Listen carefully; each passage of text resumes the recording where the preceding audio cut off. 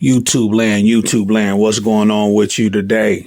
Today is a beautiful Sunday, man, and we just want to talk about hypothetical SHTF, crap hits the fan scenarios where the best ammunition to stockpile would be to depend on the variety of factors such as the type of firearms you possess, your specific needs, and the situation you anticipate facing. However, some commonly considered types of ammunition for stockpiling might include 9mm, 45 ACP, 40 Smith & Wesson for handguns, 223 and 5.56 7.62s for ARs and AK-47 type rifles, 12-gauge shotgun shells for shotguns, 308 Winchesters and 30-06 Springfield for hunting rifles, 22 LR for small game hunting and target shooting.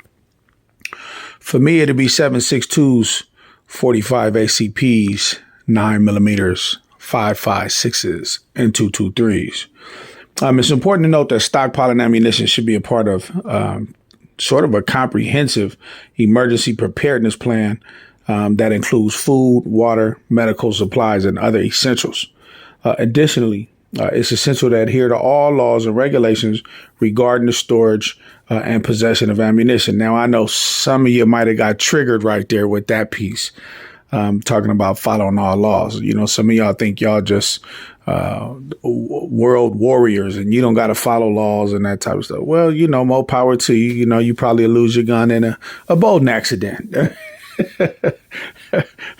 As I'm sure we all would. But, you know, somebody's going to hit the comment section with, that's the problem now with Second Amendment people. It's a God-given right.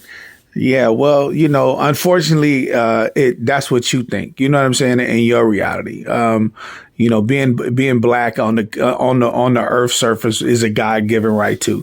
And we see that this country didn't give a damn about that when they was putting black people in slavery, and those were the laws. So unfortunately for white folks, there's laws for white folks too. And it's your own people that's doing this to you. So if you don't want to follow the laws and you want to go to prison or you want to get, whatever happens. I mean, it is what it is. Some going to follow the laws and some ain't. I brought up, blacks on this earth because not to cause a divide, but to show an example that laws don't mean nothing when it comes down to it. If, the government is going to do what the government is going to do. And that's just that. Either you get in or get laid down. That's the way it is, man. I mean, so, do with it what you want, man. But in the case of any situation or, the decision to stockpile ammunition should be made carefully and responsibly with consideration of legal requirements, safety, and other potential implications of such actions. Legal and regulatory compliance, before stockpiling your ammunition, be crucial to, it's crucial to fully aware and be compliant with all relevant laws in your states and regulations regarding the purchase, possession, storage, and transport of ammunition.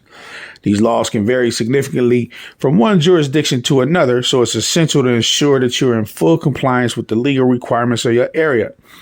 With that being said, just like in the state of Washington, Snohomish County, you can ride with a gun in your car, and they don't have to be separate from the magazine. Well, in King County in Seattle, they was talking about having their own rules and laws where you'd have to pull over, get out, separate your gun from the ammo, put one in the trunk, put one in the glove box. I mean, and it got to be so every state is going to be different with their compliances and regulations and rules regarding such things. So I just don't want somebody to say, oh, well, Silver Stacks Prepper or my other channels, Banger and Bullets. Banger and Bullets said you can do this and do that. Man, I'm not a legal representative of in any way, shape, or form, man. Do what you want. It's at your own risk. But for me, I'm going to understand the laws and read up and be a responsible gun owner.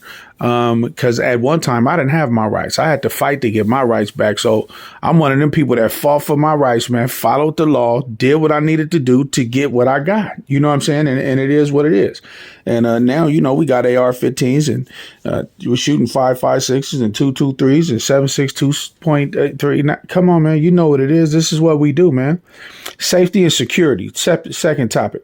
Ammunition should be stored securely and safely out of the reach of children and authorized individuals. Unless you like me and you done taught your boy about guns, they've been shooting their responsible firearm owners as the parents should be. Proper storage containers such as lockable cabinets and safes designed for firearms and ammunition should be used to prevent accidents and unauthorized access.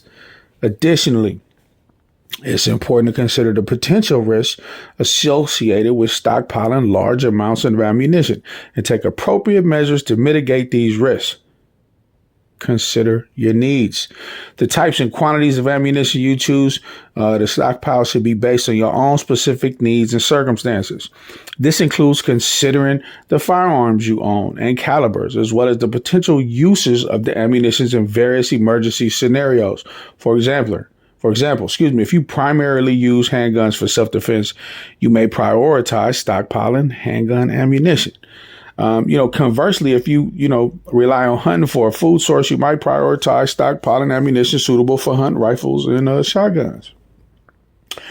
Make sure that you got a balanced preparedness mindset. Stockpiling ammunition should just be one part of a comprehensive emergency preparedness plan. It's important to stockpile essential supplies such as food, water, medical supplies, and other necessities. Additionally, in having a plan for emergency communication, like we got ham radios, evacuation, like we know where to go. If something happens, we'll all meet there, no matter, give it, 5 days, but have enough to survive until then. Take your go bag. Give us 5 days to get there.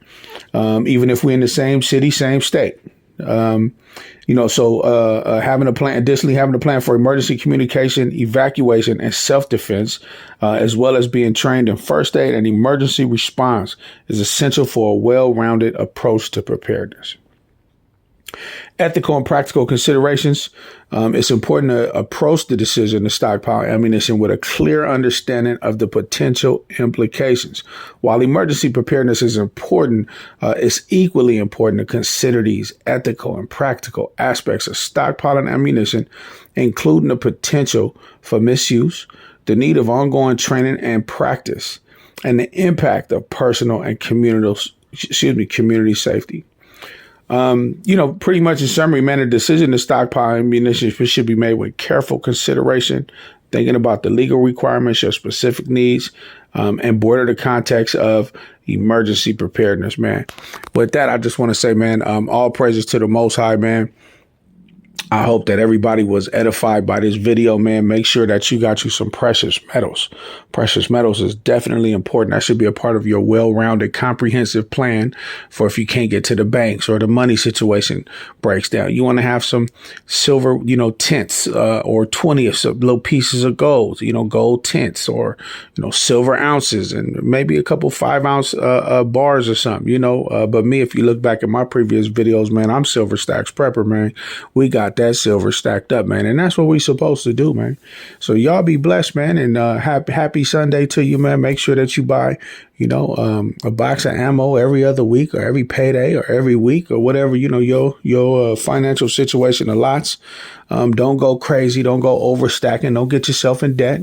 Be a responsible, well-rounded preparedness individual. And with that, I want to say peace.